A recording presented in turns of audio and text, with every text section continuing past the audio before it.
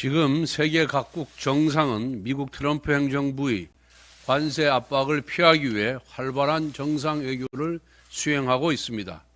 지난 7일 일본의 이시바 시게루 총리는 트럼프 대통령과 정상회담을 갖고 대미 투자와 미국산 LNG 수입 확대를 약속했습니다.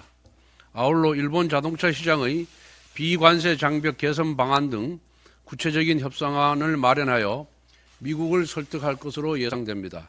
지난 13일 인도의 모디 총리 역시 정상회담을 통해 2030년까지 양국의 교역량을 2배 수준인 5천억 달러로 늘리고 미국의 석유와 액화 천연가스를 적극적으로 구매하겠다는 입장을 내놓았습니다.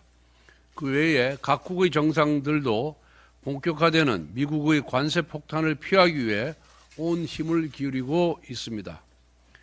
미국은 대미 무역 흑자가 큰 나라부터 국가별 협상을 시작하여 4월부터 상호 관세를 부과하겠다고 압박하고 있습니다. 이제 우리에게 남은 시간은 단 2달밖에 되지 않습니다.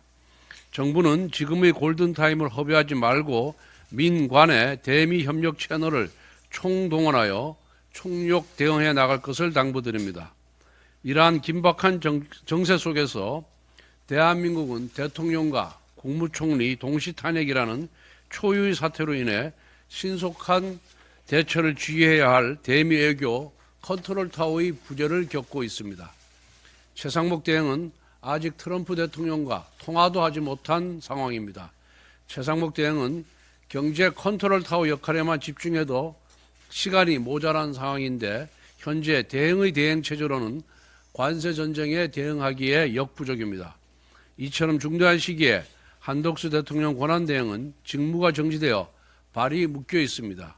한덕수 대행은 주미대사를 역임한 통상 전문가입니다. 지금처럼 어려운 시기에 한덕수 대행이 대미 통상 외교 컨트롤 타워로서 제 역할을 하지 못한다는 것은 국가적으로 큰 불행입니다. 지난 12월 민주당 이재명 세력이 벌인 한덕수 대행에 대한 억지 탄핵의 결과가 작금의 외교 통상 난맥상입니다. 당파적 이익을 위해 외교를 발목 잡고 국익을 희생시킨 것입니다. 이처럼 권력을 잡기 위해 나라를 망치는 것이 이재명식 정치의 본질입니다. 헌법재판소는 발등에 불이 떨어진 미국 관세 폭탄 사안의 심각성을 인식하고 한 총리에 대한 탄핵 심판을 신속하게 진행해야 합니다. 특히 현재는 한 대행 탄핵소추 자체가 유효한지를 따지는 권한쟁의 심판과 효력정지 가처분부터 결론을 내야 합니다. 헌법재판소는 민주당의 이익이 아닌 법과 원칙 그리고 법익을 바라봐야 합니다. 다시 한번 한 대행에 대한 신속하고 공정한 판결을 촉구합니다. 이처럼 어려운 상황 속에서도 트럼프